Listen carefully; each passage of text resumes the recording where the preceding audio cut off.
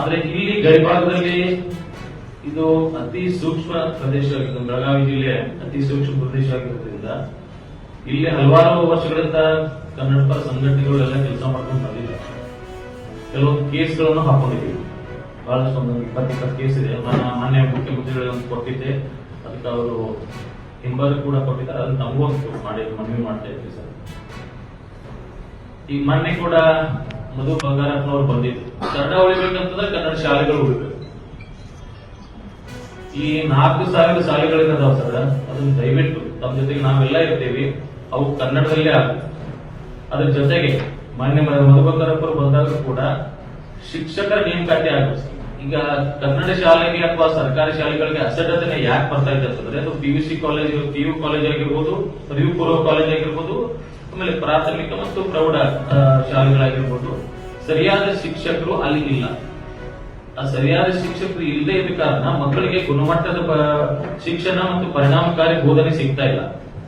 ಆ ಒಂದು ನಿಟ್ಟಿನಲ್ಲಿ ತಾವು ಸರ್ಕಾರದ ಗಮನ ಸೆಳೆಯಬೇಕು. ಮಾನ್ಯ ಶಿಕ್ಷಣ ಸಚಿವರು ಕೂಡ ನಾವು ಅದನ್ನ ನೇಮಕ ಮಾಡ್ಕೋತೀವಿ ಅಂತ ಹೇಳ್ತಾರೆ. ಈಗಾಗಲೇ ಅತಿಥಿ ಶಿಕ್ಷಕರನ್ನು ಕೊಡ್ತಾರೆ ಸರ್. ಆಮೇಲೆ ಅದೇನೋ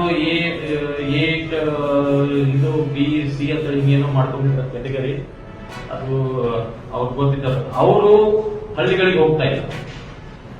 ಆಮೇಲೆ ಸುಮಾರು 20 ವರ್ಷಗಳ ಹಿಂದೆ ಚಂದ್ರಗಿ ಅವರು ಮೊನ್ನೆ ಶಾಲೆಗಳ ದುಸ್ಥಿತಿ ಬಗ್ಗೆ ಪತ್ರಿಕೆಯಲ್ಲಿ ಪ್ರಕಟಣೆ ಆದಾಗ ಅವರು ಒಂದು ಚಂದ್ರಗಿ ವರದಿ ಅಂತ ಹೇಳಿ ಬೆಳಗಾವಿ ಜಿಲ್ಲೆಯಲ್ಲಿ ಒಂದು ವರದಿ ಕೊಟ್ಟಿದ್ರು. ಈ ಒಂದು ಸಮಿತಿ ಇವರು ಅದೊಂದು ತಾವೆಲ್ಲ ಸುತ್ತಾಡಿ ಒಂದು ವರದಿ ತಯಾರು ಮಾಡಿ ಸರ್ಕಾರಕ್ಕೆ ಕೊಟ್ಟಿದ್ರು ಸರ್. ಅವು ಶಾಲೆಗಳ ದುರಸ್ಕಾರ ಸರ್ಕಾರ ನಮಗನ್ಸಿದ ಮಟ್ಟಿಗೆ ಗಡಿ ಭಾಗದಲ್ಲಿ ಉದ್ದೇಶಪೂರ್ವಕವಾಗಿ ಸರ್ಕಾರಿ ಶಾಲೆಗಳನ್ನ ಅಧೋಗತಿಗೆ ತರುವಂತ ಪ್ರಯತ್ನ ಮಾಡ್ತಾರೆ. ಯಾಕಂದ್ರೆ ಖಾಸಗಿ ಶಾಲೆಗಳ ಲಾಭಿಗೆ ಮಾಡಿಕೊಂಡು ಸರ್ಕಾರನೇ ಸರ್ಕಾರಿ ಶಾಲೆಗಳನ್ನ ಅವನತಿ ಮಾಡೋ ಪರಿಸ್ಥಿತಿಯಲ್ಲಿ ಬಂದಿದೆ ಅಂತ ಆತಂಕ ನಮ್ಮಲ್ಲಿ ಆಗಿದೆ.